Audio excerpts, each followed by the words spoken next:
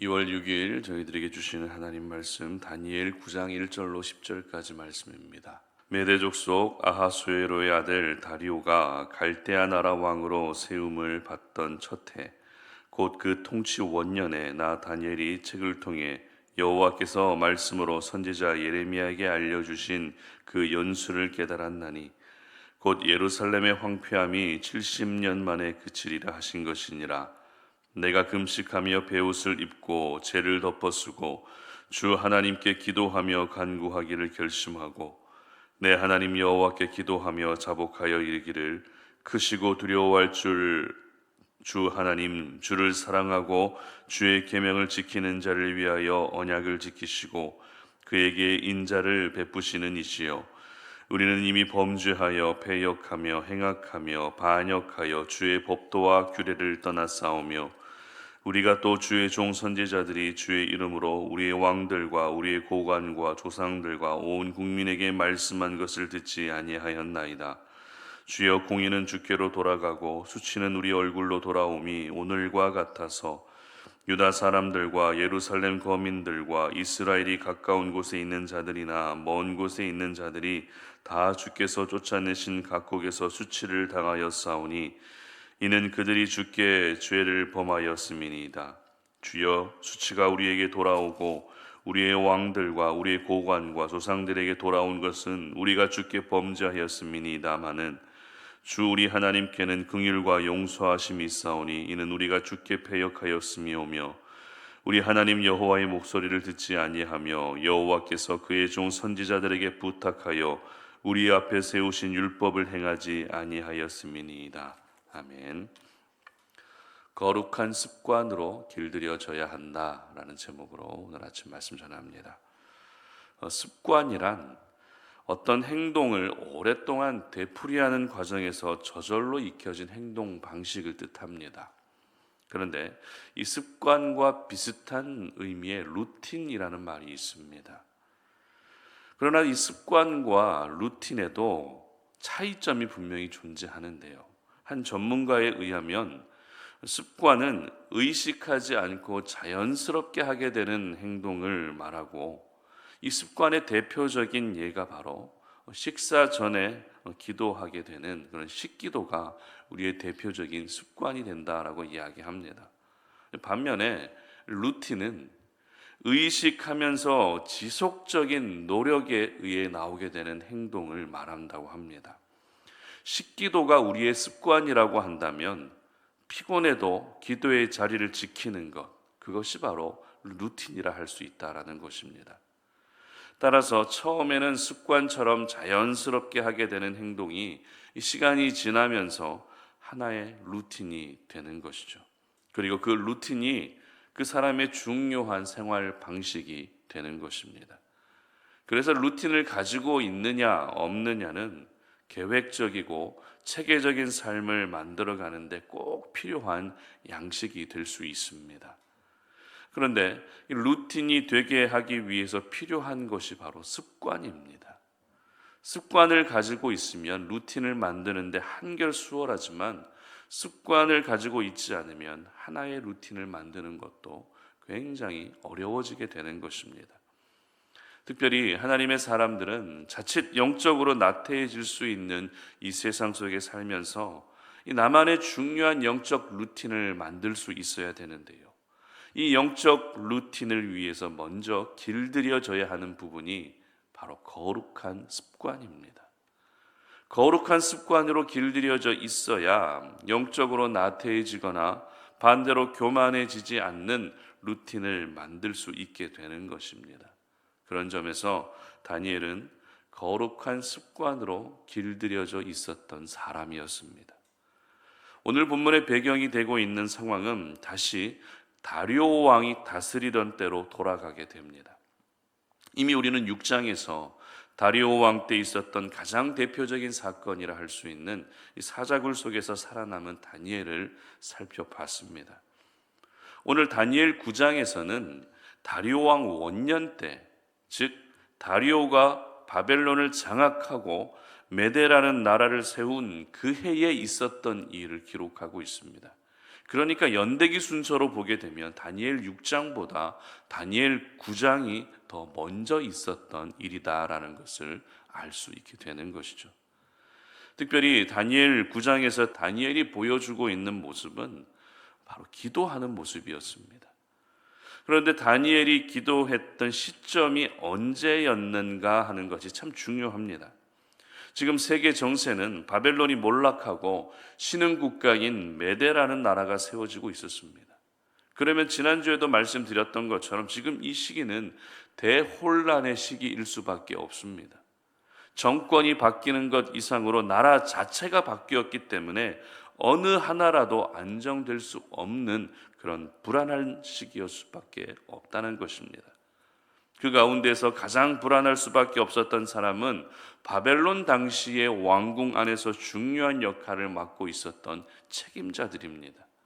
그리고 그 책임자들 중에는 누가 있었습니까? 바벨론 왕들에게 최고의 신임을 받았던 다니엘이 있었습니다. 따라서 지금 이 상황에서 가장 불안해야 할 사람은 다니엘입니다. 그런데 오늘 본문 2절 말씀은 불안할 수밖에 없는 시대적 상황 가운데서도 다니엘이 무엇을 하고 있었는지를 잘 기록하고 있는데요. 2절 말씀 한번 읽어보도록 합니다.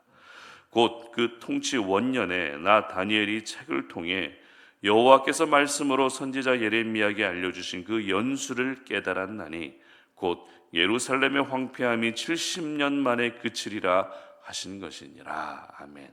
바로 하나님의 말씀을 읽고 있었다는 것입니다. 여러분 생각해 보시기 바랍니다. 언제 죽을지도 모릅니다. 언제 왕궁에서 쫓겨날지도 모르는 가장 불안한 때에 말씀이 눈에 들어올까요? 인간적인 생각으로는 다리오 왕에게 찾아가서 충성을 다짐하는 것이 더 맞다는 생각이 듭니다. 그러나 다니엘은 말씀을 봅니다. 충성을 다짐하는 것이 아니라 그 불안한 상황 가운데에서도 말씀을 피고 말씀을 읽습니다. 그리고 그 말씀 속에서 놀라운 약속을 하나 발견하게 됩니다. 바로 예루살렘의 황폐함이 70년 만에 그치게 된다는 말씀이죠. 다시 말해 포로 생활이 끝나게 될 것이다 라고 하는 약속의 말씀을 예레미야 말씀을 통해서 깨닫게 된 것입니다. 그리고 어떻게 하고 있습니까? 3절 말씀 보시기 바랍니다. 내가 금식하며 베옷을 입고 죄를 덮어쓰고 주 하나님께 기도하며 간구하기를 결심하고 아멘. 기도하게 됐다라는 것입니다. 그러니까 다니엘이 기도한 정확한 타이밍은 가장 불안한 때에 말씀을 읽고 나서 기도했다는 것입니다. 여기서 저희들은 다니엘이 말씀을 읽고 기도한 것이 어떤 계기 때문에 그런 일이 있었다라는 것을 아니다라는 것을 우리는 기억할 수 있어야 합니다. 무슨 말인가 하면 다니엘은 나라가 혼란스럽기 때문에 자신의 앞날이 불안하기 때문에 말씀을 읽고 기도한 것이 아니었습니다. 바로 다니엘에게는 말씀을 읽고 기도하는 것이 거룩한 습관이 되어 있었던 것입니다. 습관에 따라 그렇게 행동했던 것입니다.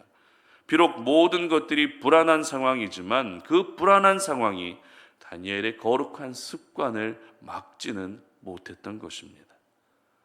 이렇게 거룩한 습관을 따라 말씀을 읽고 기도한 다니엘은 이후에 일어나게 되는 사자굴 사건과 관련해서도 여전히 기도하는 모습을 보여주게 되죠. 다니엘 6장 10절 말씀을 제가 읽어드립니다. 다니엘이 이 조서에 왕의 도장이 찍힌 것을 알고도 자기 집에 돌아가서는 윗방에 올라가 예루살렘으로 향한 창문을 열고 전에 하던 대로 하루 3번씩 무릎을 꿇고 기도하며 그의 하나님께 감사하였더라. 아멘. 이 말씀에서 중요한 포인트는 바로 전에 하던 대로입니다. 다니엘이 기도했다 이것이 아니라 다니엘의 기도는 전에 하던 대로 하는 기도, 즉 습관을 따라 하는 기도였던 것입니다. 특별히 혼란하고 불안한 가운데서도 말씀을 읽고 기도하는 것이 다니엘의 거룩한 습관이다라고 말할 수 있는 이유가 있습니다. 오늘 본문의 배경이 되고 있는 다리오 왕의 원년이라면 다니엘의 나이는 대략 80세가 넘은 나이입니다. 여러분, 80이 된 노인이 혼란하고 불안한 가운데서도 태평스럽게 말씀을 읽고 기도할 수 있었던 것은 세상을 통달했기 때문이 아닙니다. 산전수전 공중전 다 겪었기 때문이 아닙니다. 바로 10대의 중반의 나이에 포로로 끌려와서 바벨론 왕궁에서 60년 넘게 지내는 동안 다니엘은 말씀을 읽고 기도하는 것이 거룩한 습관이 되어 있었던 것입니다.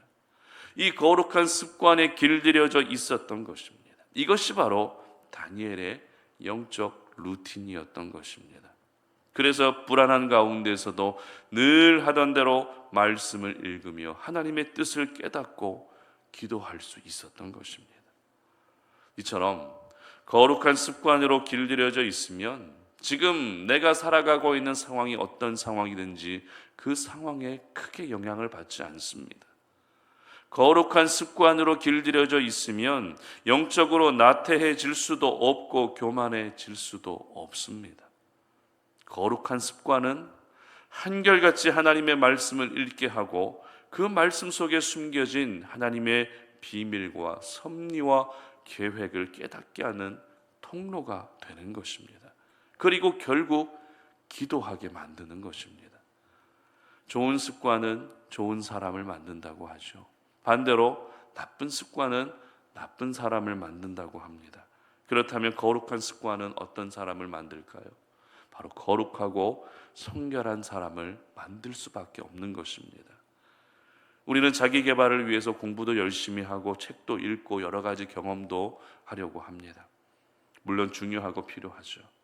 그러나 그것과 함께 거룩한 습관으로 길들여져 가는 것 역시 절대 무시할 수 없습니다. 그러므로 가장 먼저 다니엘처럼 혼란스럽고 불안한 우리의 일상의 삶 가운데서도 말씀과 기도를 놓지 않는 거룩한 습관에 항상 길들여져 있으시기를 바랍니다. 그리고 힘들 때마다 한숨을 쉬는 습관이 아니라 감사합니다라고 하는 고백을 올려드리는 습관에도 길들여질 수 있었으면 좋겠습니다. 그리고 이해할 수 없는 일이 생기면 늘 원망하던 그런 습관이 아니라 하나님의 일하심을 기대할 수 있는 그런 생각의 습관에도 길들여질 수 있었으면 좋겠습니다. 그러고 보면 우리 삶 속에는 거룩한 습관으로 길들여질 수 있는 부분, 거룩한 습관으로 길들여져야 할 부분이 무궁무진합니다. 바라기는 여러분 모두가 거룩한 습관에 길들여지셔서 그것이 여러분 모두의 영적 루틴이 되게 하시기를 바랍니다. 그래서 영적으로 나태해지지도 마시고 교만해지지도 않는, 그리고 어떤 상황에도 영향을 받지 않고 늘 하던 대로 말씀 앞에 자신을 비추어 보고 그 말씀 속에서 하나님의 뜻을 깨닫고 말씀을 붙들고 기도하셔서 하나님께서 여러분의 인생을 아름답게 인도해 가시는 그런 귀한 은혜가 있으시기를 주님의 이름으로 축복합니다. 함께 기도하겠습니다. 살아계신 하나님, 오늘도 이 아침에 우리가 주의 말씀을 통해서 우리에게 주셨던 그 생명의 말씀을 마음에 새기고 그 말씀을 의지하여 기도합니다. 다니엘이 말씀을 읽고 그 말씀에 의지하여 기도하였던 것처럼 저희들 역시 오늘 이 새벽에 주신 생명의 말씀 붙들고 기도하오니 하나님, 우리 모두가 거룩한 습관에 길들여질 수 있는 저희들 되게 하여 주시옵소서. 나쁜 습관, 안 좋은 습관에 길들여지는 것이 아니라 나를 거룩한 사람으로 만들어가고 나를 거룩한 하나님의 사람으로 빚어갈 수 있는 그런 거룩한 습관에 길들여질 수 있는 저희들 되게 하셔서 그것이 우리의 또 하나의 영적 루틴이 될 수 있도록 은혜 베풀어 주시옵소서. 감사드리며 예수님의 이름으로 기도드립니다. 아멘.